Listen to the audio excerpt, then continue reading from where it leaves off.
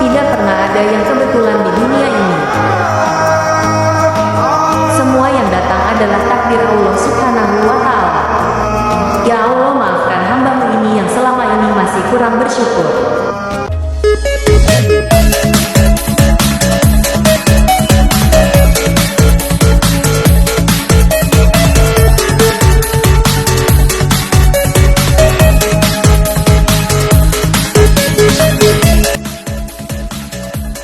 Assalamualaikum warahmatullahi wabarakatuh. Salam sejahtera untuk kita semua. Sejenak marilah mengenal para filsuf barat yakni Friedrich Nietzsche yang merupakan ahli ilmu psikologi dan meneliti banyak karya sastra kuno, penyair dan komposer. Friedrich Nietzsche lahir pada tanggal 15 Oktober tahun 1844 sampai tahun 1900 di Rocken, Jerman adalah seorang filsuf Jerman yang dikenal karena kritiknya terhadap agama, moralitas tradisional, dan pemikiran filsafat konvensional pada masanya. Nietzsche adalah seorang pemikir yang kontroversial paling berpengaruh, dan banyak dari karya tulisnya memberikan sumbangan besar dalam bidang filsafat, sastra, dan budaya. Dan belajar teologi serta filologi klasik di Universitas Bonn dan Leipzig. Dia awalnya berencana menjadi seorang pastor, tetapi kemudian memutuskan untuk mengejar karir sebagai seorang filolog.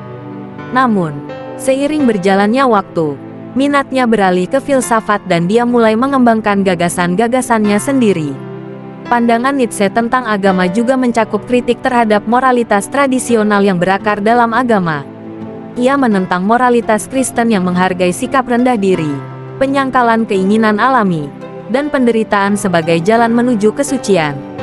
Nietzsche menganggap moralitas semacam itu sebagai bentuk budak yang mereduksi manusia menjadi makhluk yang lemah dan tidak berdaya.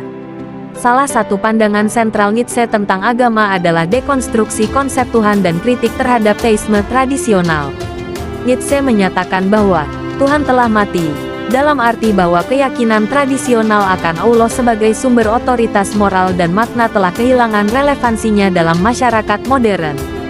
Ia mengajukan gagasan tentang kematian Tuhan, sebagai tantangan bagi manusia untuk mengambil tanggung jawab penuh atas penciptaan makna dan nilai-nilai dalam dunia yang tanpa dasar metafisik. Nietzsche mengusulkan bahwa manusia dapat mencapai kebebasan dan kreativitas sejati dengan mengadopsi pendekatan yang lebih mandiri dan penuh keberanian terhadap kehidupan. Nietzsche menggambarkan agama sebagai distorsi yang mengalihkan perhatian manusia dari kehidupan dunia ini ke kehidupan setelah mati. Ia menekankan bahwa fokus yang terlalu besar pada kehidupan setelah mati dapat mengaburkan makna dan nilai-nilai dalam kehidupan yang nyata. Nietzsche menekankan pentingnya menjalani kehidupan ini dengan penuh keberanian, kegembiraan, dan kreativitas, daripada mengandalkan janji-janji imajiner di masa depan. Nietzsche melihat agama sebagai bentuk penindasan yang menghalangi perkembangan potensi manusia. Menurutnya, agama menempatkan norma moral yang ketat, menekan kebebasan individu, dan mempromosikan kepatuhan yang membosankan. Nietzsche berpendapat bahwa agama memperkuat sikap pasif dan nihilistik yang menghambat kehidupan penuh makna dan kreativitas. Menurutnya, agama mencerminkan pendekatan kritis dan skeptisnya terhadap konsep otoritas, norma moral, dan keyakinan yang diterima begitu saja.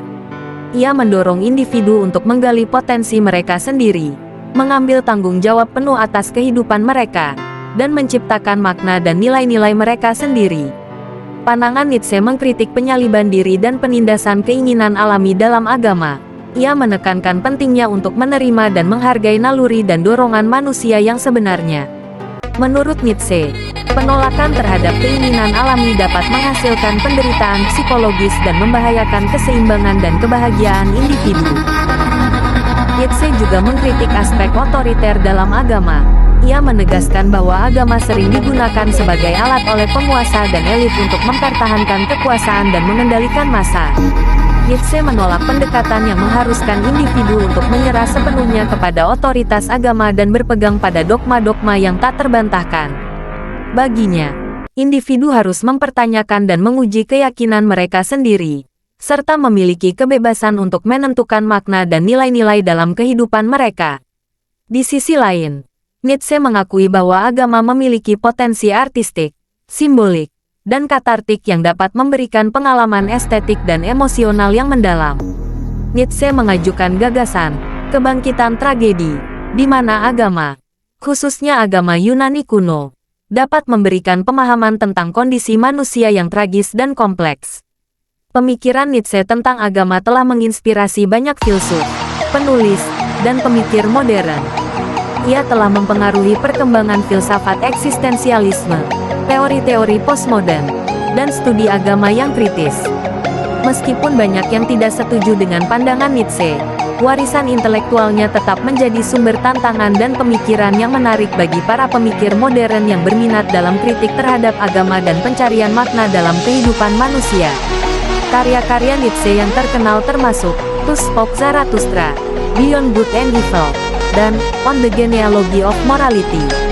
Pemikirannya yang provokatif dan perdebatan yang dihasilkannya tentang agama dan moralitas terus menjadi topik diskusi yang relevan dan menarik dalam bidang filsafat dan studi agama hingga saat ini.